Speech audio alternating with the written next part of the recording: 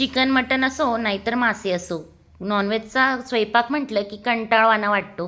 तर नमस्कार, स्वागत आहे तुमचे खमंग रेसिपीज कट्टा या चॅनलवर. मी प्रतिभा तुम्हा सर्वांचे मनापासून स्वागत करते. कोणताही कंटाळा न करता अगदी सोप्या पद्धतीने ही नॉनव्हेज रेसिपी आज आपण बनवणार आहोत. तर मी बनवणार आहे कोळंबी मसाला.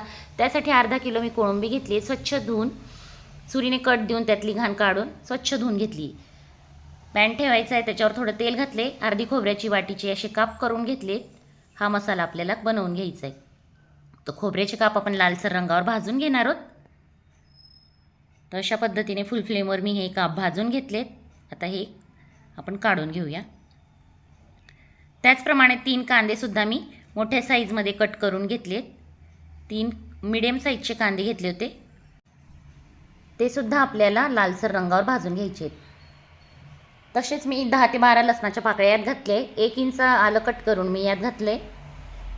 आता हे सुद्धा आपल्याला छान भाजून घ्यायचं आहे, थोडा रंग बदलेस्तोवर. आता हे भाजून होतं आहे तोपर्यंत आपण मिक्सरमधून खोबरं फिरवून घेऊया. पाणी न घालताच मी हे खोबरं फिरवून घेणार आहे. खोबरं वाटून झालं की त्याच्यातच मी हा कांदा घालून घेते आहे आणि तो सुद्धा वाटून घेणार आहे. त्याचप्रमाणे फुटाणा डाळ भाजलेली आहे, ती सुद्धा मी यात घालून घेतली आहे. तर 2 चमचे फुटाणा डाळ मी यात घातली आहे. तर अगदी सोप्या पद्धतीने आपला हा मसाला रेडी झाला आहे.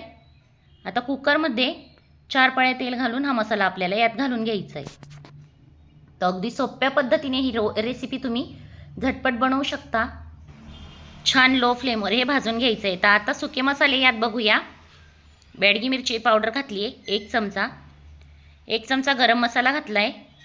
1 चमचा धना पावडर घातली आहे. अर्धा चमचा जिरा पावडर घातली आहे. पाव चमचा हळद आणि 2 चमचे घरगुती कांदा लसूण मसाला यात घातला आहे. व्यवस्थित मिक्स करून घ्यायचं आहे. हे छान व्यवस्थित मिक्स झालं की आता यात घालूया मीठ. तशी धुतलेली कोळंबी यात घातली आहे आणि हे छान 5 मिनटं परतून घ्यायचे. आता यात घालते मी पाणी. 1 ग्लास पाणी घातले. मिक्स केल्यानंतर परत अर्धा ग्लास पाणी आपल्याला यात घालायचे. कुकरच्या फक्त 2 शिट्ट्या करून घ्यायच्या आहेत. तर 1.5 ग्लास मी पाणी घातले.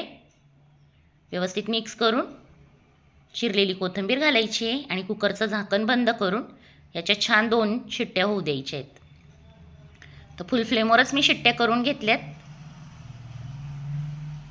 गॅस ऑफ करायचा आहे. कुकर थंड व्हायची वाट बघूया. कुकर थंड झाला आहे आणि आता तुम्ही बघू शकता आपला कोळंबी मसाला अगदी रेडी आहे.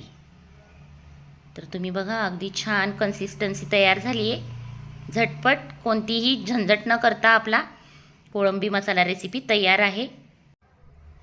चपाती, भाकरी, रोटी, नान कशाबरोबरही तुम्ही हे खाऊ शकता, अगदी भाताबरोबर सुद्धा. तर झटपट कोळंबी मसाला रेसिपी आवडली असेल तर एक लाईक करा, शेअर करा. चॅनलवर नवीन असाल तर चॅनलला सबस्क्राईब करायला विसरू नका. पुन्हा भेटूया अशा छानशा रेसिपीबरोबर. तोपर्यंत बाय.